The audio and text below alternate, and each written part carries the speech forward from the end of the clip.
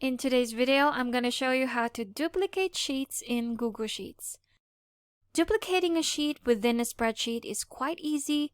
All you have to do is go down to this tab right here and click on the arrow down where it will give you the options, and we have duplicate here. If you click on that, it will automatically make a copy in a new tab. As you see here, it says copy of data 1.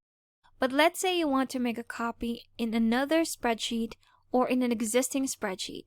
Here's how to do it.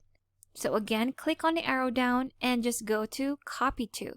On the right side, you have two options.